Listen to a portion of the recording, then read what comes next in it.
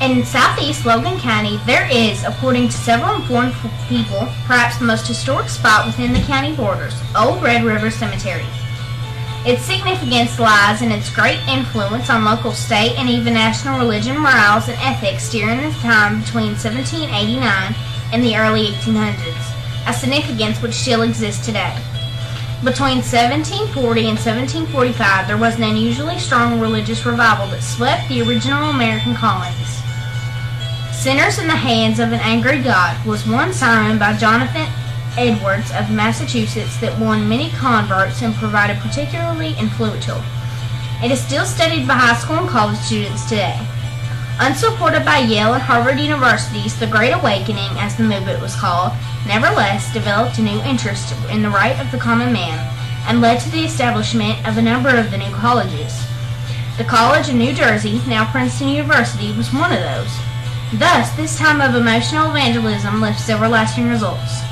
Known nationally as the Second Awakening, a similar movement began in Logan County on the frontier in the Red River settlement between 1797 and 1805. Martha Cheek, in her papers, refers to the Red River Church as the seat of the Great Revival of 1800, and goes on to say that this revival was the persevere of Christianity on the frontier when greed and wealth threatened to supplant God and country in men's lives, and when the spread of population westward threatened to make us an unchristian nation.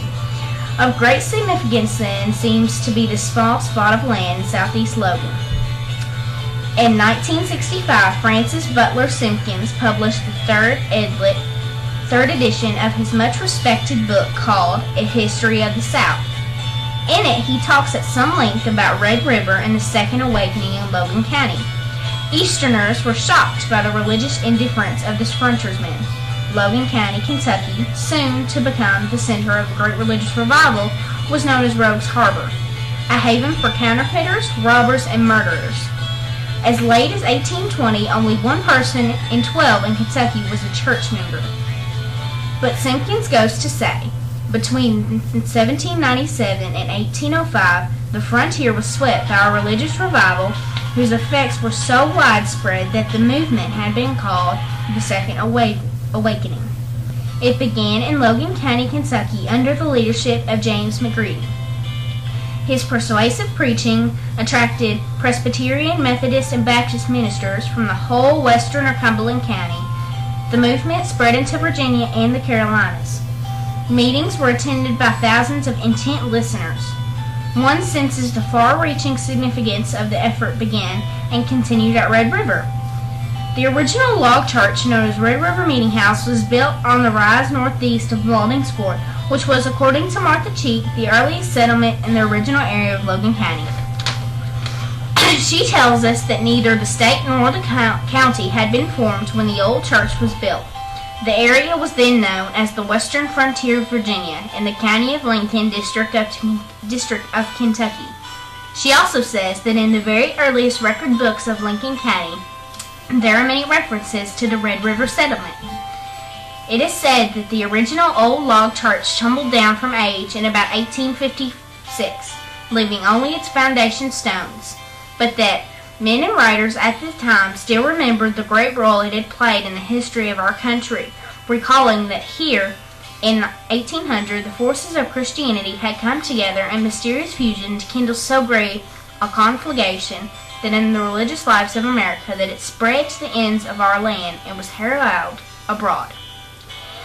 The church was spoken of both at home and abroad by 1800, Miss Cheek says, as the seat of the great revival of 1800, the site of the first camp meeting significant in our country, surely. Graves and gravestones in the churchyard of Red River tell their own story. They mark the resting places of many of those who came, principally by the way of two ports, Philadelphia and Charleston, to Kentucky through Virginia and North Carolina. One tombstone bears an inscription of the 23rd Palm, written in Gallic. Generals, colonels, majors, and other soldiers who fought in our country's wars from the beginning are buried there. There is even the grave of one who fought in the Battle of Waterloo.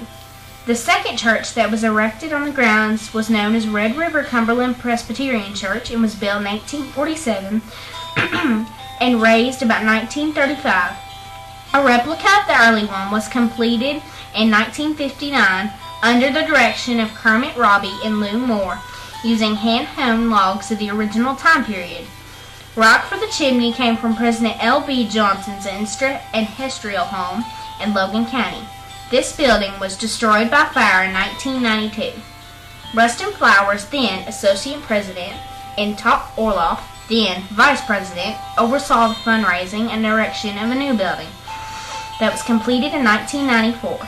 According to Miss Cheek, the Cumberland Presbyterians, the Disciples of Christ or Christian Church, and the three other denominations arose out of the Great Revival of 1800.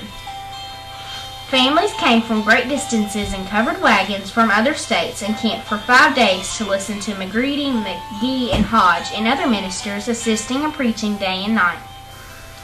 It is reported that Presbyterians, Methodists, and Baptists work in unison against the frontier's increasing wickedness, work for men's souls, and for the redemption of our Christian heritage. This spot, then, portrays to the world a slice of undiluted history to our country, state, and nation. Does it not make our county stand tall because we have a marker of a turnaround from lawlessness and wrongdoing to law and order and Christianity? Thus, it is a spot of deep significance.